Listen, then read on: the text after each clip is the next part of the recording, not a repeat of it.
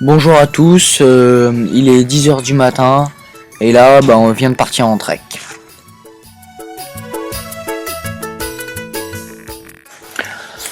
Alors là, on arrive à Beretanti, c'est un petit village où il y a le premier checkpoint, puisqu'on a été obligé de faire des permis de trek pour pouvoir accéder aux parcs nationaux népalais.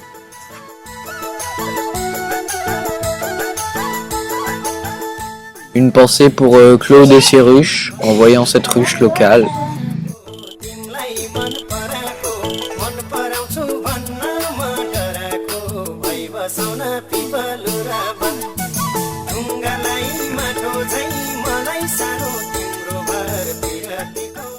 Les derniers tronçons de route, les derniers véhicules. Et maintenant il n'y a plus que des petits chemins où on voit des hommes et des animaux aussi.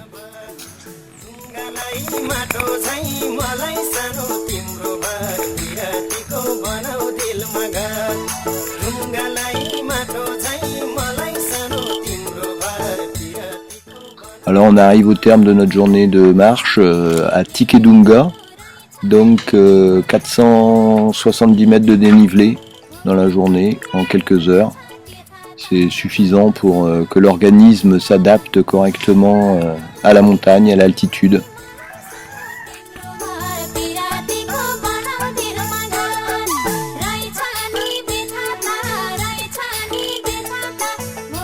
Donc là, la grosse citerne qu'on voit en fait, c'est une réserve d'eau pour prendre des douches solaires et c'est pour ça à côté on voit des panneaux solaires pour chauffer l'eau.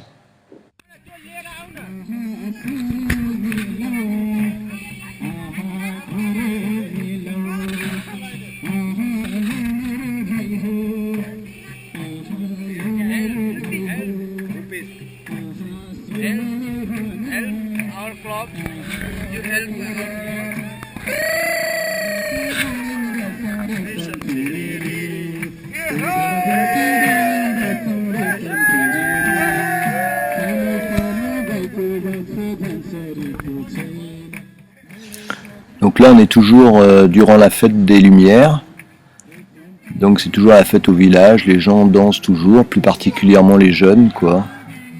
Bon, les vieux aussi hein. Et les vieux.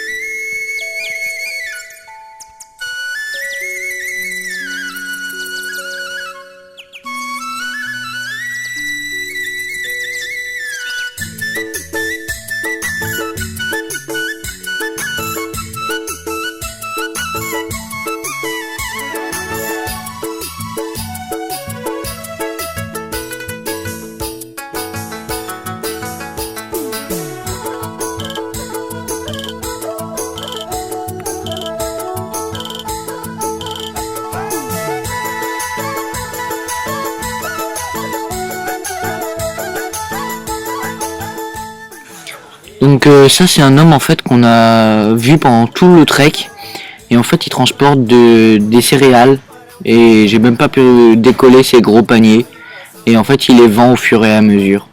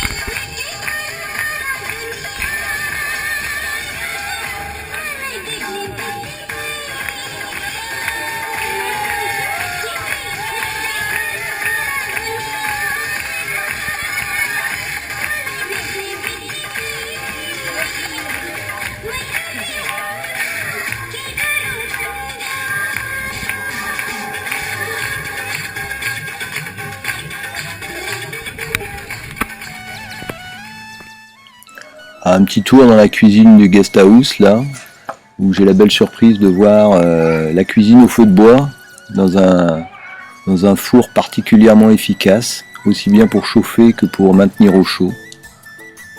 Voilà, un petit coup d'œil sur la cuisine. Il y a quand même une plaque avec des gaz, mais il l'utilise très peu puisque faut transporter le gaz sur le dos. Là, on remonte proprement dit dans les chambres avec un escalier bien raide. Les Népalais, ils ont pas trop peur. Et la particularité de toutes les guest houses dans lesquelles on va être à partir de ce jour-là, c'est que on se demande à quel moment elles vont partir dans le ravin, puisqu'elles ont tous un peu de gîte comme ça, quelques degrés, qui fait que c'est un peu comme si on était sur un bateau, quoi. En fait, on marche sur la tête dans les guest houses. Voilà, et tout ça, ça s'ouvre sur un paysage absolument superbe.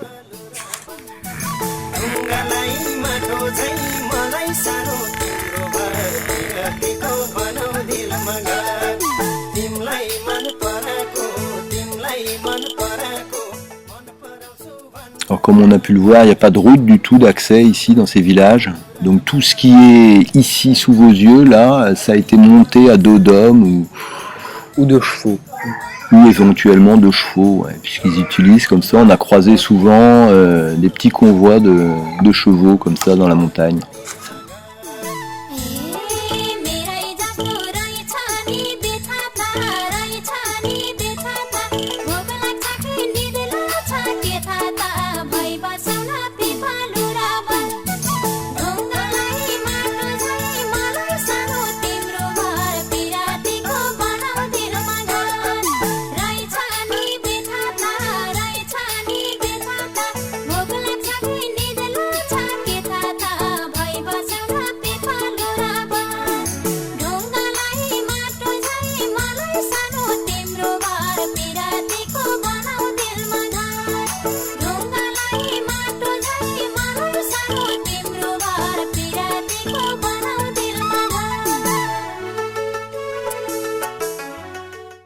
Alors là quand même pour le trek on avait laissé quelques affaires à Pokhara, donc les sacs étaient quand même beaucoup plus légers.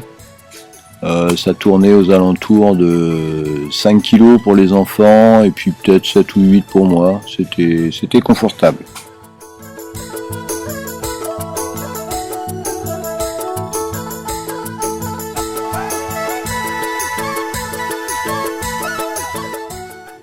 Là une nouvelle guest house. Parce que c'est là qu'on passera la nuit pour notre deuxième journée de trek. Elles se ressemblent toutes un petit peu, avec des belles couleurs bleues comme ça, on les reconnaît de loin. Petit peu de travail scolaire pour Samuel et Josua. Mais bon, ça va, la cour d'école est belle.